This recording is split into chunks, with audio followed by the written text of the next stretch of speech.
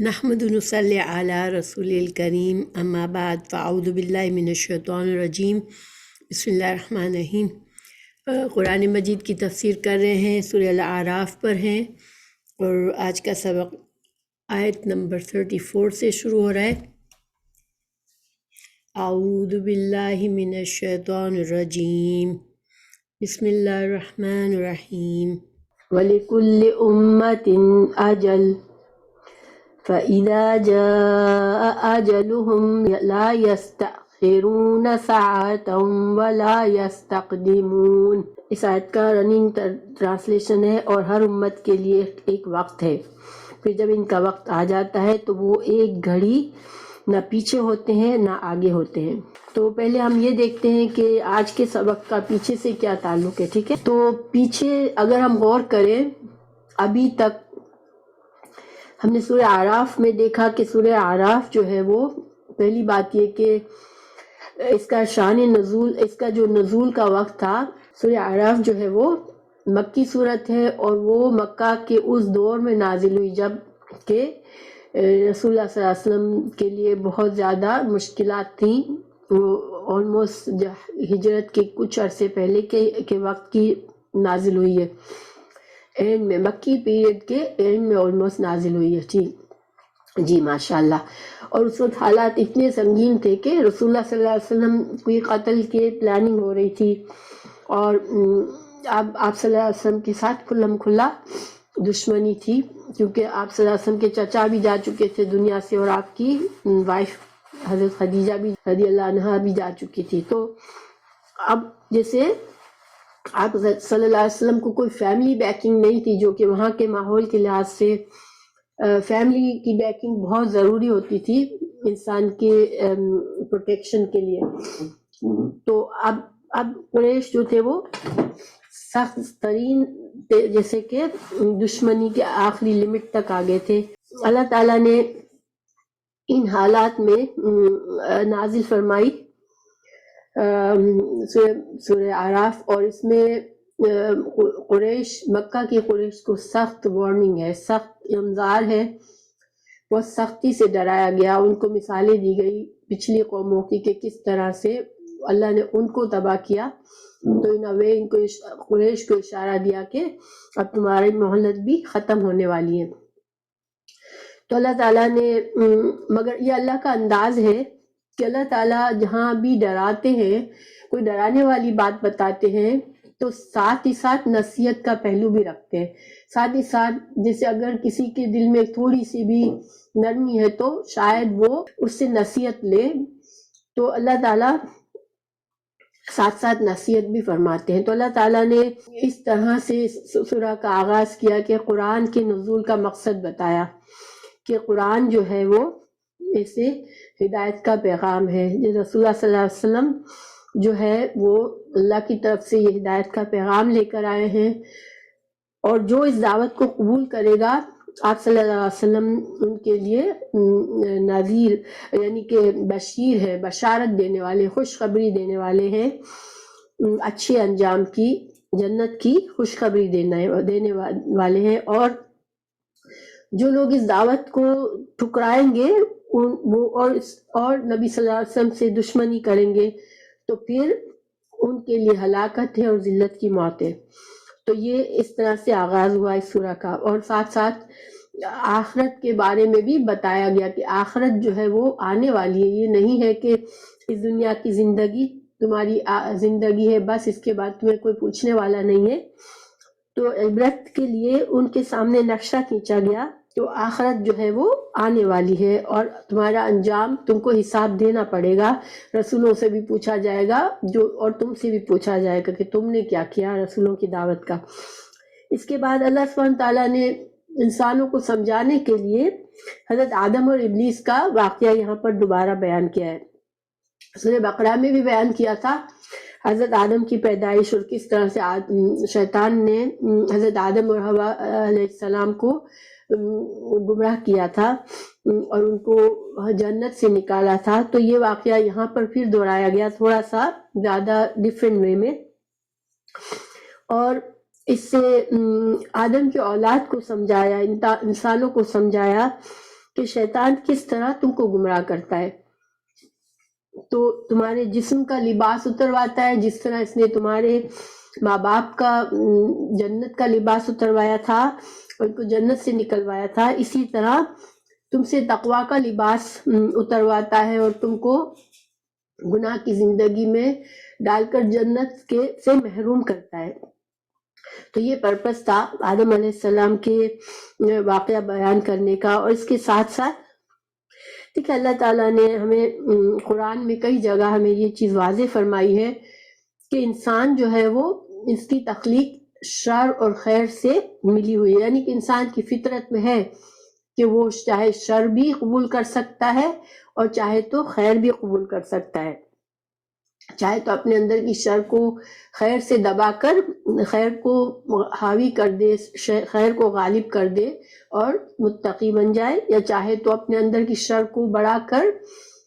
نافرمان اور کافر بن جائے اور اللہ کے سخت عذاب کا حقدار بن جائے. تو یہ چیز ہمیں سورہ شمس میں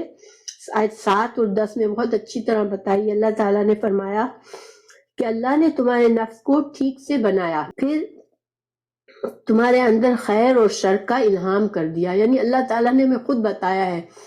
کہ شر بھی انسان کے اندر ہے، شر کی صلاحیت بھی ہے اور خیر کی صلاحیت بھی ہے. تو جس نے تقوی اختیار کر کے خیر کو بڑھایا وہ کامیاب ہو گیا، جس نے نفس کی بدی کو اپنے اوپر حاوی کر لیا تو پھر وہ برباد ہو گیا. تو بیسیکلی یہی میسج یہاں بھی اللہ تعالیٰ نے حضرت آدم علیہ السلام کے قصے سے ہمیں بتایا. یہ بیک گراؤنڈ ہے، ٹھیک ہے. اب اس بیک گراؤنڈ میں ہم واپس آتے ہیں آج کے لیسن پر. یہاں تک ہم نے یہ خلاصہ ہمارے لیے تھا. تو یہاں آج کی جو آیات ہے اس میں اللہ سبحانہ تعالیٰ نے یہ ساری باتیں، ظاہر قریش بھی سنتے تھے، وہ عرب تھے، وہ سمجھتے تھے. اب ان کو بتایا جا رہا ہے کہ اللہ کا قانون کیا ہے، کہ اللہ تعالیٰ قوموں کو ہلاک کیسے کرتا ہے، تاکہ ان کو ڈرائے اللہ تعالیٰ اس طرح سے. تو اللہ تعالیٰ نے فرمایا وَلِكُلِّ أُمَّةٍ ولی و اور لیے کلی ہر ایک امت کے لیے، ہر ایک قوم کے لیے، ہر ایک نسل کے لیے، ہر امت کے لیے اجلن ایک مہلت ہے. فَإِذَا پھر جب جاء آتی ہے اجلہم ان کی مقرر مدت لا یستأخرون نہیں تاخیر کرتے، تاخیرون تاخیر سے ہے، نہیں تاخیر کرتے یعنی نہیں دیر لگاتے، ساعتن ایک گھڑی، ولا یستقدمون اور نہ آگے بڑھ سکتے ہیں. تو اللہ تعالیٰ نے ہمیں بتایا کہ اللہ تعالیٰ نے سب کے لیے مہلت رکھی ہے. انسانوں کے لیے انفرادی طور پر بھی مہلت ہے، اور جب انسان کی موت آتی ہے تو اس کی مہلت ختم ہو جاتی ہے. اور اس مہلت کے دوران انسان چاہے کچھ اچھا کرنا چاہے، اللہ کی فرما برداری میں زندگی گزارے، یا چاہے نافرمانی میں، اس کے پاس یہ چوائس ہے، یہ اختیار ہے. تو لیکن پھر جب اس کی مہلت ختم ہوتی ہے تو بس اس کو دنیا سے جانا پڑتا ہے، پھر اس لمحے سے ایک لمحہ بھی آگے پیچھے نہیں ہوتا. تو جس طرح افراد کی مہلت فکس ہے، اسی طرح جو قومیں اللہ کی نافرمانی میں اس قدر آگے بڑھ جاتی ہے کہ اس قوم میں کوئی خیر نہیں رہتی، کوئی انسان وہاں پر اچھا نہیں ہوتا. اور انبیاء کو اللہ تعالیٰ نے اللہ بھیجتا ہے انبیاء کو، اور جب انبیاء کے ساتھ وہ غلط رویہ کرتے ہیں، انبیاء کو جھٹلاتے ہیں، تو پھر کیا ہوتا ہے کہ اب اللہ تعالیٰ جب اس قوم کی اخلاقی حالت اتنی گر جاتی ہے کہ اب ان کے اندر کوئی خیر کی گنجائش نہیں رہتی، تو اللہ تعالیٰ پوری قوم کو تباہ کر دیتا ہے. مگر اللہ تعالیٰ مومنوں کی کہاں کثرت جہاں ہوتی ہے جس قوم میں، اس کو اس طرح سے تباہ نہیں کرتا، اس کو پھر فردن انسان دنیا سے جاتے رہتے ہیں، اس طرح سے پوری نسل بدل جاتی ہے. مگر جو قومیں سرکش ہوتی ہے، ان کی پوری قوم جب اللہ کی طرف سے عذاب آتا ہے تو ایک لمحے میں ختم ہو جاتی ہے. تو اللہ تعالیٰ نے یہ بات بتائی، اور یہ بات سے ایک طرح سے قریش کو ڈرایا جا رہا ہے کہ تم بھی سمجھ جاؤ تمہاری مہلت اب ختم ہونے والی ہے، کیونکہ قریش جو تھے وہ سفر کرتے تھے اور وہ ان کے نزدیک انہوں نے سمود کی قوم کے اثرات دیکھے تھے، انہوں نے قوم لوط کے اثرات دیکھتے تھے،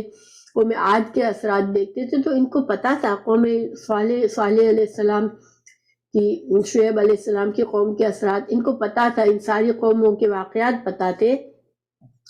کہ ان قوموں پر اللہ کا عذاب آیا تھا ان کی نافرمانیوں کی وجہ سے اور وہ تباہ و برباد ہو گئی تھی۔ تو یہاں پر اللہ تعالیٰ نے ان کو بتایا کہ ان کی مدت پوری ہوئی تو وہ چلے گئے، اب تمہاری مہلت بھی پوری ہونے والی ہے اور تمہارے ساتھ بھی وہی ہو سکتا ہے جو ان قوموں کے ساتھ ہوا۔ اب اللہ تعالیٰ اگلی آیت میں فرماتے ہیں، یا بنی آدم، اے آدم کی اولاد، اما اگر یاتینکم تمہارے پاس آئیں، رسول کچھ رسول، منکم تم میں سے، یقصونا وہ تمہیں بیان کرتے ہیں، علیکم تم پر، آیاتی میری آیات، فمن اتقا فمن پس جو اتقا تقوی اختیار کرے، واصلح اور اصلاح کرے، فلا تو نہ، خوف کوئی خوف، علیہم ان پر، ولا ہم اور نہ وہ، یحزنون غمگین ہوں گے۔ تو اللہ تعالیٰ نے یہاں، اور اگلی آیت بھی پڑھ لیتی ہوں پھر دونوں کا ایک ساتھ کرتی ہوں، والذین اور وہ لوگ، کذبوا جنہوں نے جھٹلایا، یعنی انبیاء کو جھٹلایا، بھی آیاتنا ہماری آیات کو، واستکبروا اور تکبر کیا، کیونکہ جھٹلانے کا جو اصل وجہ ہوتی ہے تکبر ہوتا ہے، انسان یہ سوچتا ہے کہ میں اتنا طاقتور ہوں، اتنا مضبوط ہوں کہ میں جو چاہوں کروں، مجھے کوئی پکڑنے والا نہیں ہے، اور وہ اس تکبر میں انبیاء کو جھٹلاتا ہے کیونکہ اسے اپنی زندگی بدلنی نہیں ہوتی، انبیاء کا پیغام اس کی مرضی کے مناسب نہیں ہوتا، مطابق نہیں ہوتا، تو وہ اس تکبر میں وہ جھٹلاتا ہے۔ تو اللہ تعالیٰ فرما رہے کہ جس نے جھٹلایا ہمارے آیات کو اور تکبر کیا، انہا ان سے، اولئک یہی لوگ، اصحاب النار آگ والے ہیں، ہم فیہا اور وہ اس میں، خالدون ہمیشہ رہنے والے ہیں۔ اب ان دو آیات کے سیملر آیات جو ہے اللہ تعالیٰ مور اور لیس سیم آیات اللہ تعالیٰ نے جب سورہ بقرہ میں حضرت آدم اور ابلیس کا قصہ بیان کیا تھا اور پھر حضرت آدم علیہ السلام کو جنت سے نکلنے کا حکم دیا تھا، زمین پر بھیجا تھا، تو اس وقت سیم میسج دیا تھا کہ میرے انبیاء آئیں گے ہدایت لے کر، اور جو میری انبیاء سے ہدایت کو قبول کرے گا وہ کامیاب ہوں گے، ان کو کوئی خوف نہیں ہوگا، ان پر کوئی غم نہیں ہوگا، اور جو لوگ جھٹلائیں گے میری آیت کو اور اس تکبر کریں گے تو وہ آگ میں جائیں گے۔ تھوڑی سے الفاظ میں فرق تھا، باقی یہی میسج تھا۔ تو یہاں پر اس میسج کو اگر ہم غور کریں تو یہاں پر بھی ڈراوا ہے قریش کے لیے کہ تم سمجھتے ہو تمہیں کوئی پکڑنے والا نہیں ہے، تو سنو کہ اللہ تعالیٰ کا یہ طریقہ ہے، اللہ کا یہ قانون ہے کہ اللہ لوگوں کی ہدایت کے لیے اللہ تعالیٰ رسولوں کو بھیجتا ہے، لیکن جب ان رسولوں کے جو لوگ ان کی دعوت کو مان کر ایمان لے آتے ہیں اور اس کے مطابق زندگی گزارتے ہیں تو پھر وہ کامیاب ہوتے ہیں، ان کو کوئی خوف یا غم پھر نہیں ہوتا۔ تو تم جو ہے تم جھٹلا رہے ہو، تم استکبار کر رہے ہو، تم تکبر کر رہے ہو، تو جو تکبر کرتے ہیں پھر ان کا جو انجام ہوگا وہ آگ ہوگا۔ تم یہ مت سمجھو کہ اس دنیا کی زندگی کے بعد تمہیں کوئی پوچھے گا، نہیں، تمہارے لیے آخرت کا عذاب موجود ہے۔ تو یہاں پر خاص غور کرنے والی بات کیا ہے کہ اللہ تعالیٰ نے فرمایا کہ لا خوف علیہم ولا هم یحزنون، اللہ تعالیٰ نے یہ نہیں فرمایا ان کے لیے جنت ہے، ٹھیک ہے؟ تو کئی جگہ پہ اس طرح سے اللہ نے فرمایا ہے کہ مطلب یہی ہے کہ وہ جنت میں جائیں گے، کیونکہ جنت ہی ایسی جگہ ہے جہاں پر کوئی خوف یا غم نہیں ہوگا، کیونکہ اللہ سبحانہ تعالیٰ نے انسان کو جب پیدا کیا تو اللہ تعالیٰ نے فرمایا کہ انسان کبد میں پیدا ہوا ہے۔ اللہ تعالیٰ نے سورہ بلد میں فرمایا ان الانسان لقد خلقنا الانسان فی کبد، کہ انسان، یقیناً انسان کو مشقت میں پیدا کیا گیا ہے۔ مطلب کیا ہے کہ اس دنیا میں انسان، کوئی بھی انسان خوف اور غم سے فارغ نہیں ہے بالکل۔ ہمارے مسلسل ہماری زندگی میں جو ہے وہ یا تو ہمیں فیوچر کا خوف فیوچر کا ہوتا ہے اور غم ماضی کا ہو جاتا ہے، تو یا تو ہمیں آئندہ ہونے والی چیزوں کے بارے میں خوف رہتا ہے، ہماری صحت کے بارے میں، ہمارے مال کے بارے میں، ہماری اولاد کے بارے میں، اور یہ غم، یہ خوف ہمیں پریشان کرتا ہے، یا پھر ہمیں جو ماضی میں جو خرابیاں ہو گئی، جو غلطیاں ہو گئی، جو مشکل آ گئی، جو کام خراب ہو گئے، ان کا غم ہمارے جان نہیں چھوڑتا۔ تو خوف اور غم جو ہے دو جذبات ہیں جو انسان کی زندگی بھر اس پر حاوی رہتے ہیں اور اس کی زندگی کو مشقت میں ڈالتے ہیں۔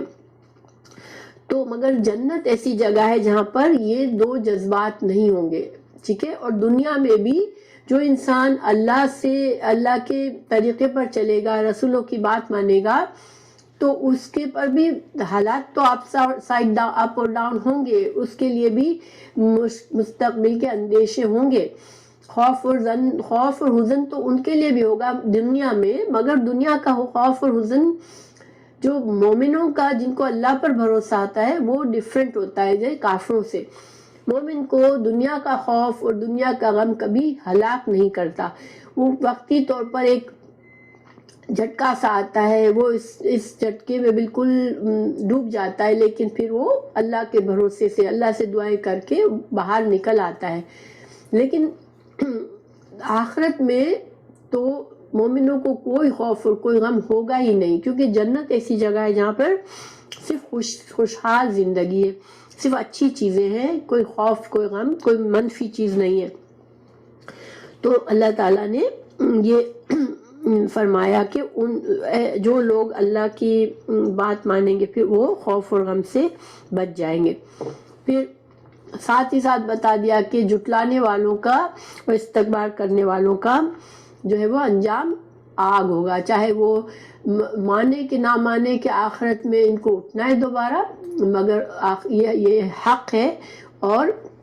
اللہ تعالیٰ حق کے ساتھ بتا رہا ہے کہ ان کا انجام برا ہوگا اور آگ ہوگی ان کے انجام۔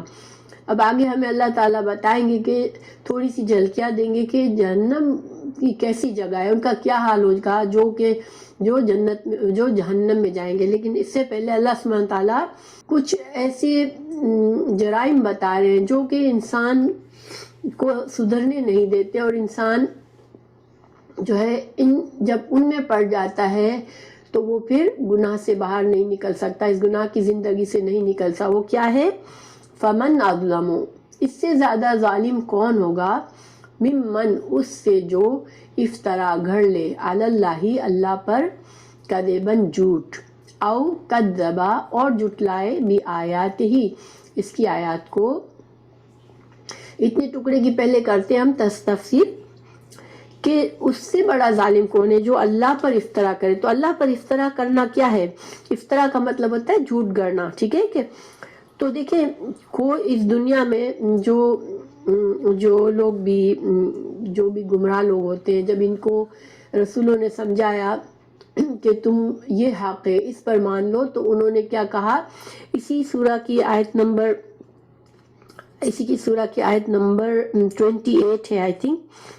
کہ ہاں 28 آیت ہے، اس میں اللہ تعالیٰ نے ان کے اس افطرا کو ذکر کیا ہے کہ یہ کیا جھوٹ کرتے تھے، کہ جب رسولوں نے ان سے کہا کہ ایمان لے آؤ، اللہ کے دین کو قبول کرو، تو انہوں نے کیا کہا کہ نہیں، ہمارے باپ دادا سے جو طریقہ ہمارے پاس آیا ہے دین کا، ہم نے اپنے باپ دادا کو جس طریقے پر پایا ہے وہی ہمارے لیے صحیح ہے، کیونکہ وہی اللہ نے حکم دیا تھا ان کو۔ یعنی کہ جب بھی دنیا میں کوئی بھی کسی بھی مذہب، اسلام کے علاوہ کسی بھی مذہب پہ چلتا ہے، تو مذہب کا تعلق اصل میں اللہ ہی سے ہوتا ہے، یعنی کہ ہر قوم کے دل میں یہی ہوتا ہے کہ میرا یہ مذہب اللہ کی طرف سے، کیونکہ اللہ ہے، گاڈ کو سب مانتے ہیں، تو ان کو پتا ہوتا ہے کہ گاڈ ہے اور گاڈ کی طرف سے میرا یہ مذہب ہے اور میں اس پر چلوں گا، تو مجھے اس سے فائدہ ملے گا۔ تو اللہ تعالیٰ نے تو یہ سارے مذہب نہیں بتائے، کسی بھی شرک کے لیے اللہ نے نہیں کہا۔ تو اللہ تعالیٰ نے آیت نمبر 28 میں ہی جواب دیا کہ نبی صلی اللہ علیہ وسلم آپ ان سے کہہ دیجئے کہ اللہ فحشا کا حکم نہیں دیتا ہے، اللہ تو حق کا حکم دیتا ہے، اللہ انصاف کا حکم دیتا ہے۔ تو لیکن دنیا کا طریقہ کیا ہے کہ لوگ اپنے جو رسومات، جن چیزوں کے عادی ہوتے ہیں، باپ جس گھر میں پیدا ہوئے وہاں پر جو کچھ دیکھا عام طور پر اس کو بس آنکھیں بند کر کے اس پر چلتے ہیں، اور ان کا عقیدہ کیا ہوتا ہے کہ یہ ان کا دین اللہ ہی کی طرف سے ہے، اسی میں ان کو فائدہ ملے گا۔ تو یہ بلیو دیٹ جو کچھ ہم فالو کر رہے ہیں وہ اللہ کی طرف سے ہے، یہ اللہ پر جھوٹ ہے۔ سب سے بڑا جھوٹ جو اللہ پر گاڑا باندھا جاتا ہے وہ شرک ہے، کہ اللہ نے کبھی شرک کے لیے نہیں کہا۔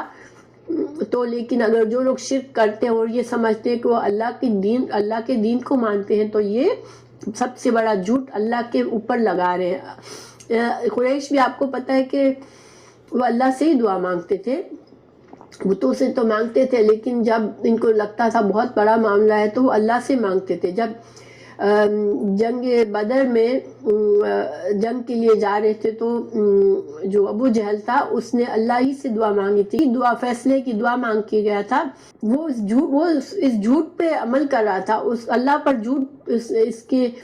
پر چل رہا تھا کہ اللہ ہی کا دین پر ہوں میں۔ اللہ تعالیٰ نے کہا کہ نہیں، اللہ تعالیٰ غلط چیزوں کا حکم نہیں دیتا، شرک کا حکم نہیں دیتا۔ تو یہ بہت بڑا، ایک تو کفر اور شرک کرنا ہی گناہ ہے، لیکن یہ بلیو کرنا کہ یہ اللہ کی طرف سے ہے تو یہ بہت بڑا ظلم ہے۔ فمن اظلم، اس سے بڑا ظالم کون ہوگا؟ یعنی کہ شرک اٹسیلف ظلم ہے، غلط مذہب پہ، غلط عقیدے پہ چلنا بھی ظلم ہے، لیکن یہ ماننا کہ یہ جو میرا دین ہے جس پر میں چل رہا ہوں یہ اللہ کی طرف سے ہے، یہ بہت زیادہ بڑا ظلم ہے۔ تو آج دیکھیں یہ تو مشرکوں کی بات ہو رہی ہے، لیکن اگر آج مسلمانوں کو ہم دیکھیں تو مسلمانوں میں بہت سے بدعات، بہت سے غلط عقیدے ہیں۔ درگاہوں پر جا کے پیروں فقیروں سے مانگتے ہیں، ولیوں سے مانگتے ہیں،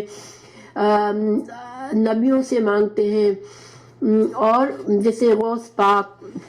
غوث اعظم، غوث کا مطلب ہوتا ہے جس سے فریاد کی جائے، جس سے مانگی جائے۔ تو حضرت عبد القادر جیلانی رحم اللہ کو وہ غوث پاک کہتے ہیں، یعنی کہ وہ سب سے بڑا جس سے ہم فریاد کر سکتے ہیں، ہماری فریاد کا سب سے بڑا فریاد سننے والا کہتے ہیں۔ اسی طرح مشکل کشا کہتے ہیں، اسی طرح رسول اللہ صلی اللہ علیہ وسلم کو بھی غوث پاک سمجھتے ہیں کچھ لوگ، حضرت علی کو پکارتے یا علی مدد کہتے ہیں۔ یہ سب شرکیہ باتیں، ٹھیک ہے، اور بہت سے مسلمان خود کو مسلمان کہتے ہوئے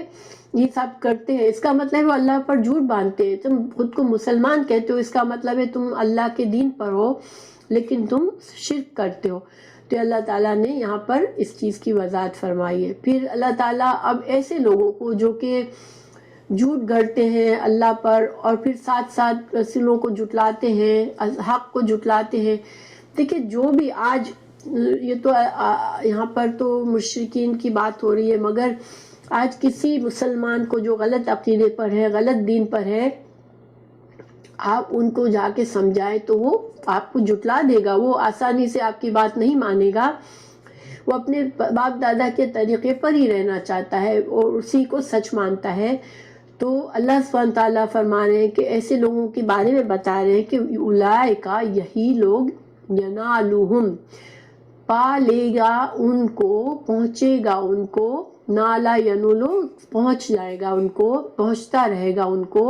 نصیبہم، ان کا حصہ۔ نصیب ہم اردو میں کہتے ہیں ہماری تقدیر کو، ٹھیک ہے، یہاں بھی مور لیس اسی معنی میں ہے کہ اللہ تعالیٰ نے ہر انسان کے لیے اس کی عمر، اس کا رزق، اس کے لیے راحت، اس کے لیے رنج، اس کو دنیا میں جو کچھ پہنچنے والا ہے، اس کو جو اچھائی کے نیکی کے اس کو مواقع ملیں گے، اس کو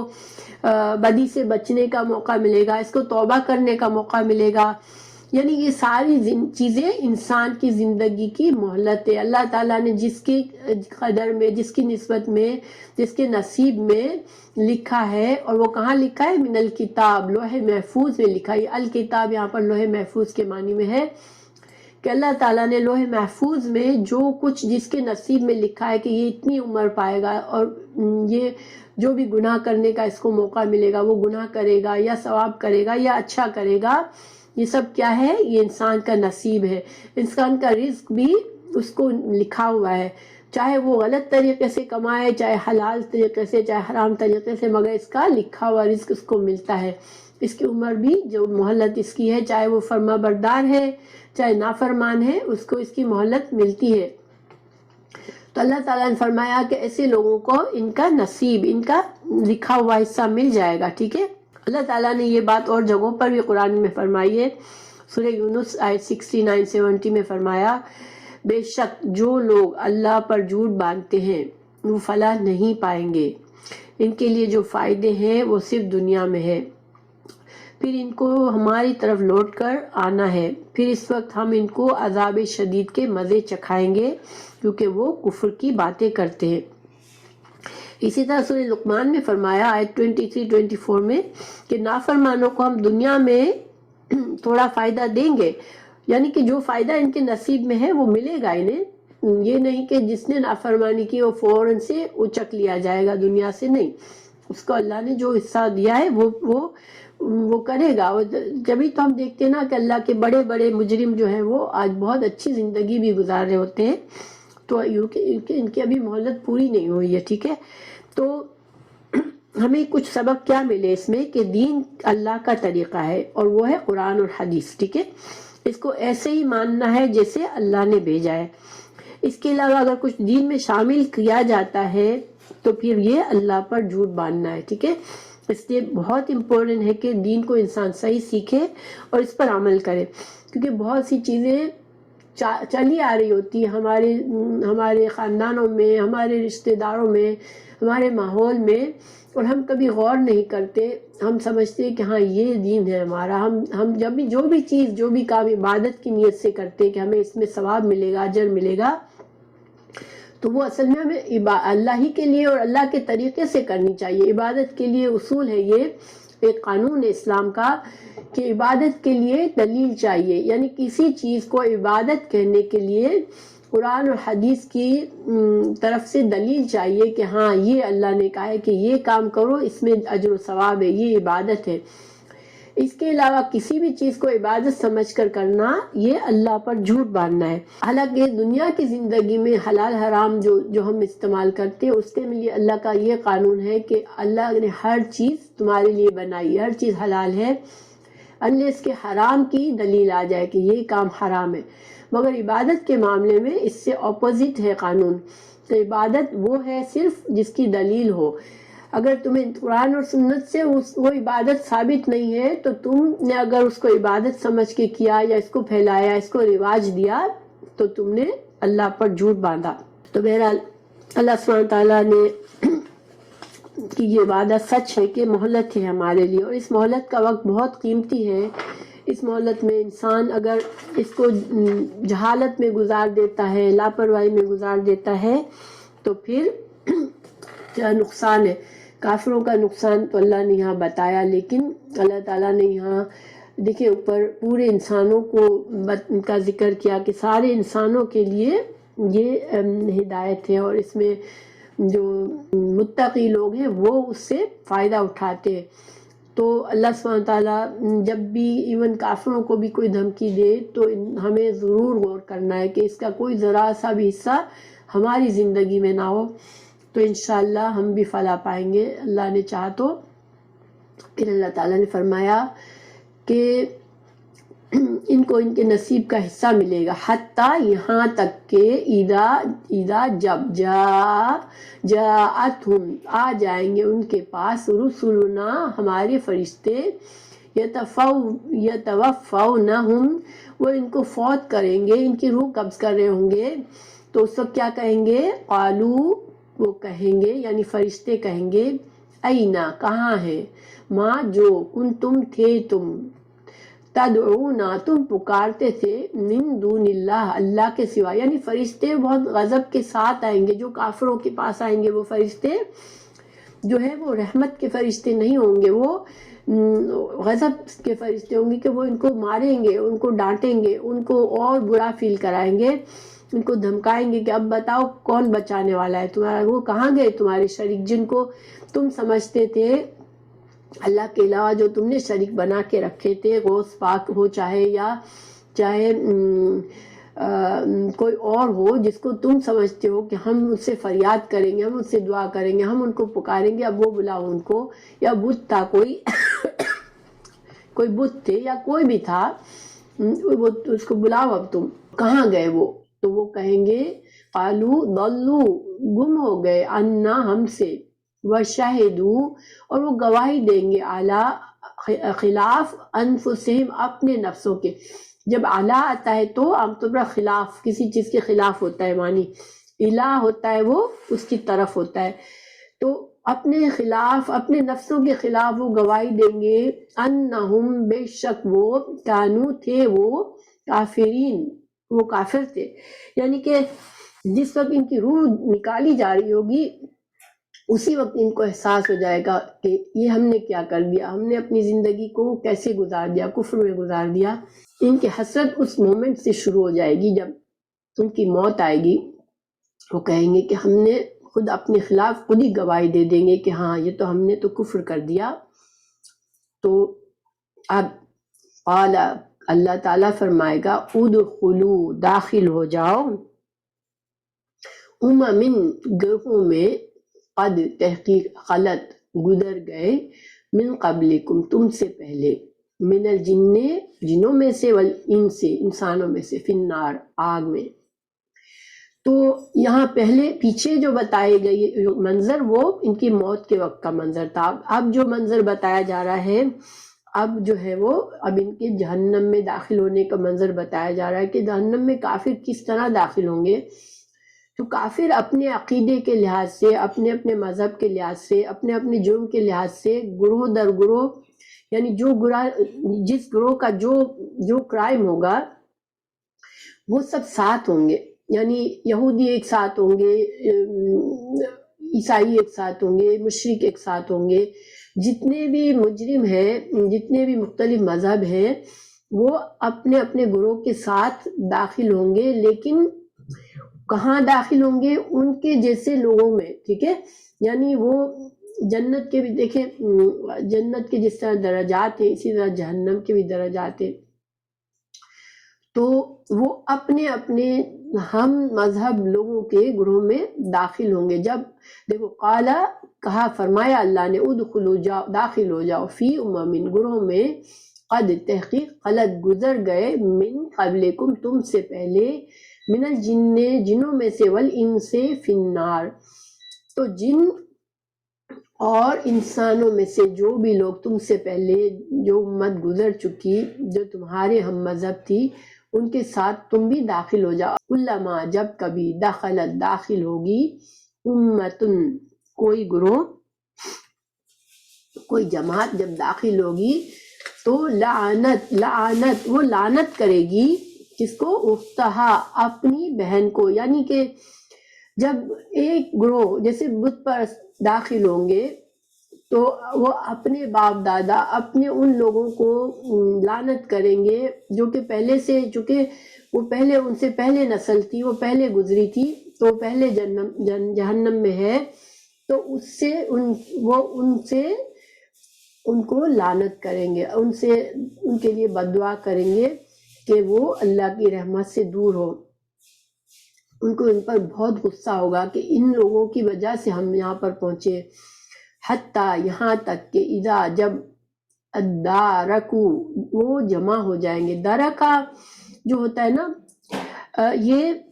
جسے ہم جنت میں کے لیے لفظ استعمال کرتے کہ درجات، اسی طرح جہنم کے لیے درکات کا استعمال ہوتا ہے، تو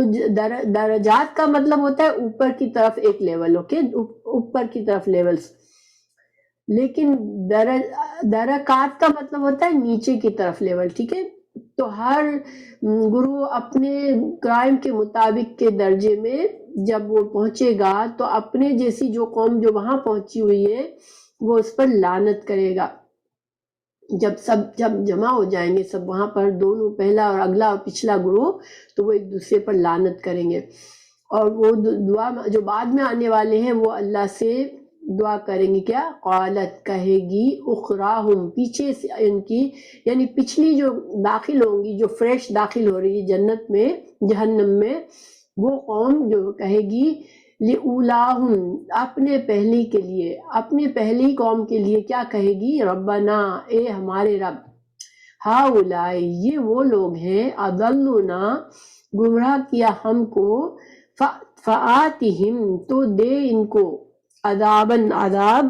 ضعفاً دگنا، من النار آگ کا دگنا عذاب ان کو دے، کیونکہ انہوں نے ہم کو گمراہ کیا۔ اب دیکھیں دنیا میں انسان اپنے باپ دادا کی محبت میں مرا جاتا ہے اور ان کے طریقے کو کسی طرح چھوڑنا نہیں چاہتا، اور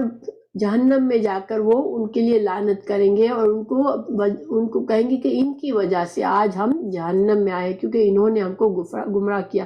اسی طرح جو لیڈرز ہوں گے ان پر فالوورز جو ہے وہ ان کے لیے بد دعا کریں گے کہ ان لیڈرز کی وجہ سے ہم آج یہاں پہنچے ہیں۔ تو جہاں جنت ایک ایسی جگہ ہے جہاں پر پیار، محبت، خوشی، کوئی خوف نہیں، کوئی غم نہیں، وہاں پر جہنم ایسی جگہ ہے کہ جس میں جو پیارے تھے دنیا میں ایک دوسرے کے، وہ ایک دوسرے کے دشمن بن کے ان کے لیے دگنے عذاب کی بد دعا کریں گے۔ اللہ تعالیٰ فرمائے گا قال لِكُلٍّ ہر ایک کے لیے، ضعف دگنا ہے، ولیکن لیکن لا تعلمون تم نہیں جانتے ہو۔ اللہ تعالیٰ کہے گا کہ تم میں سے ہر ایک کے لیے دگنا عذاب ہے، مگر تم کو اس کا علم ہی نہیں ہے۔ یعنی کہ چونکہ جب نسل در نسل گمراہی آتی ہے نا، تو پہلی نسل گمراہ تھی تو وہ اپنے اس کے بعد والے اس کو لعنت کریں گے، تو اسی طرح جو ان کے بعد آئے گی وہ ان کے لیے بد دعا کرے گی کہ ان کو دگنا گناہ دے، دگنا عذاب دے، تو ان کے لیے بھی دگنا ہو جائے گا۔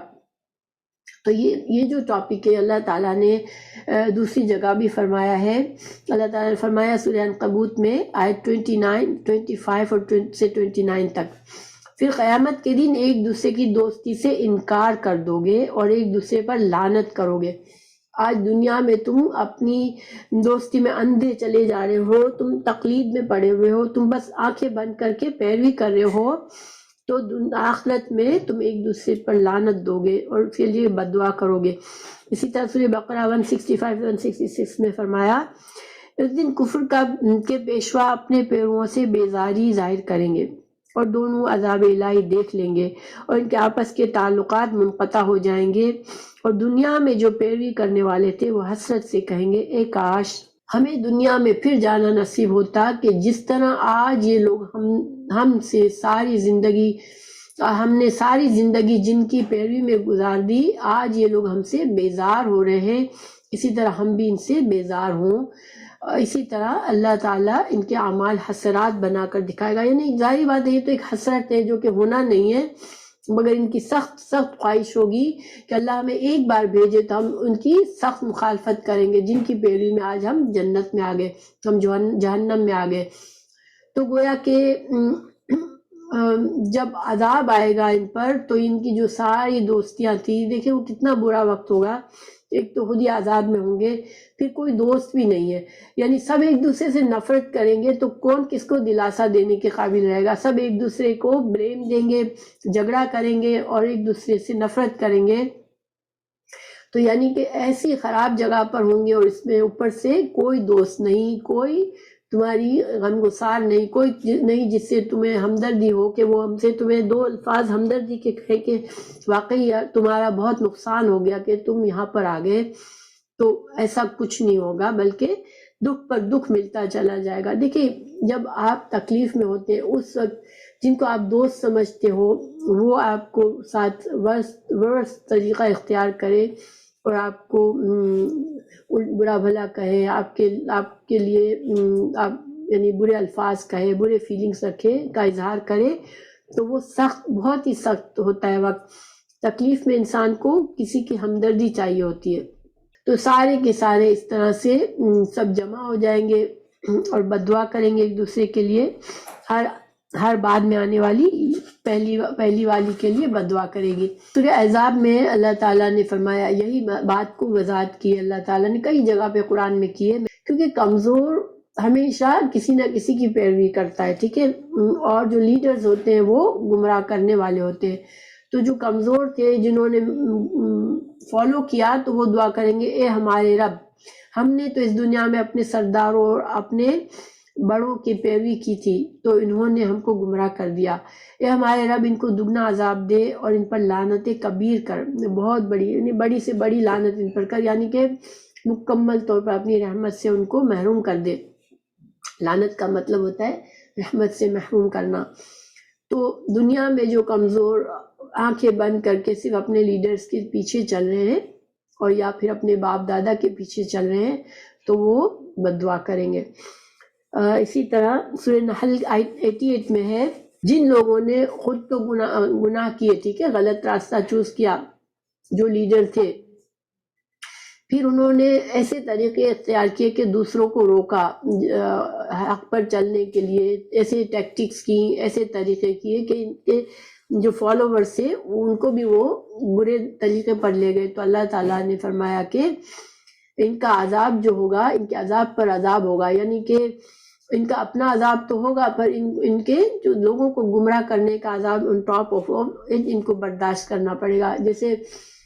جو حضرت آدم علیہ السلام کا بیٹا تھا حابیل اور قابل، تو قابل کے لیے ہر دنیا میں آئندہ آنے والا قتل جو ہے قیامت تک، اس کا عذاب بھی قابل کو ہوگا، کیونکہ اس نے ایک برا طریقہ اختیار کیا اور اس سے آگے ایک طریقہ پھیل گیا۔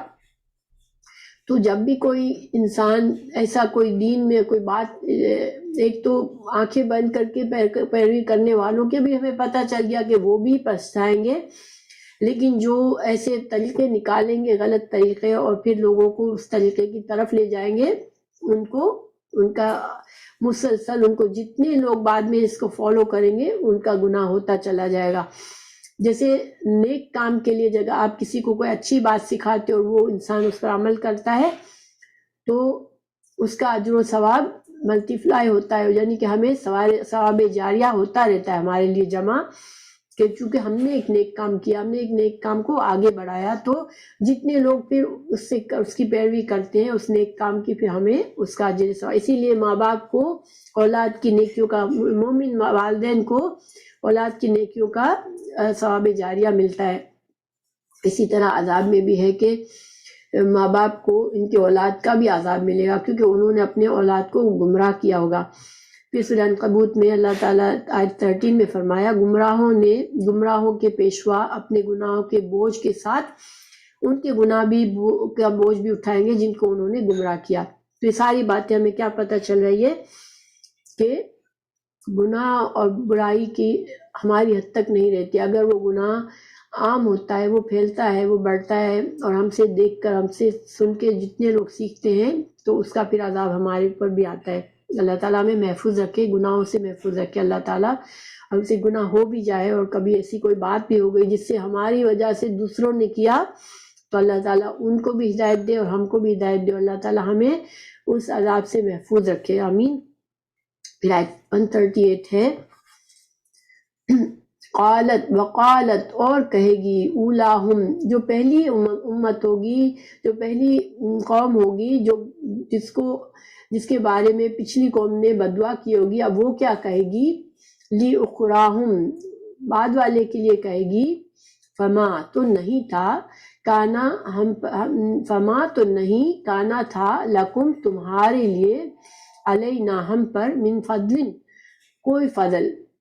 یعنی آج تو تم ہم سے کوئی افضل نہیں ہو، تم کہہ رہے ہو، بھلے ہم کو بلیم دے رہے ہو، لیکن تم بھی اسی طرح گنہگار ہو جس طرح ہم گنہگار ہیں، تو تم کو کوئی ہم پر فضیلت نہیں حاصل ہے، ٹھیک ہے، تم اور ہم آج برابر ہیں۔ فذوقوا تو چکھو، العذاب عذاب کو، بما وجہ اس کے جو کنتم تھے تم، تکسبون جو تم کرتے تھے، یعنی کہ تم کو خود ہی شوق تھا گناہ میں پڑنے کا، تم خود ہی ایگر تھے کہ تم کو گناہ کی زندگی زیادہ پسند تھی